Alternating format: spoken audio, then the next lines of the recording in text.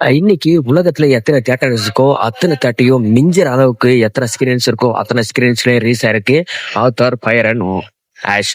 So இது வந்து already first part second part பார்த்தோடைய இருந்தீங்க அதோடைய கண்டினியூட்டி தான் இது. ஸோ படத்தோடைய கதை என்னன்னா, செகண்ட் பார்ட்டோடைய கண்டினியூட்டி நம்ம ஹீரோ அவங்க ஜனங்களை வந்து எப்படியாவது பாதுகாத்துறோம். ஸோ இந்த படத்தோடைய வில்ல வந்து ஒரு புது விதமான குரூப்பை வந்து கூட்டின்னு வந்து இங்கே எப்படியாவது அழிக்கணும், இவங்களை வந்து எப்படியாவது போட்டு தள்ளணும்னு ட்ரை பண்றாரு.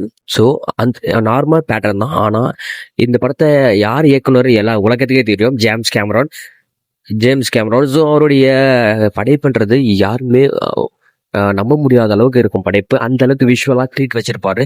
ஐமேக்ஸ் வேற லெவல் ஒரு விஷுவல்ஸ். சொல்லலாம் கதைன்றது என்னன்னா, வில்லன் தன்னுடைய ஹீரோடைய கூட்டத்தை அழிக்க வரான். ஸோ அது அவங்க கிட்ட இருந்து நம்ம ஹீரோ எப்படி காப்பாத்துறாருன்றதான் படத்தோட மீதி கதை. தாறுமாறான ஒரு ஸ்கிரீன் பிளே. மறக்காம இந்த படத்தை தியேட்டர் போய் வாட்ச் பண்ணுங்க. வேற ஒரு எக்ஸ்பீரியன்ஸா இருக்கும். எனக்கு இந்த படம் செம்மையா கனெக்ட் ஆயிடுச்சு. ஸோ மறக்காம சேனல் சப்ஸ்கிரைப் பண்ணிக்கோங்க.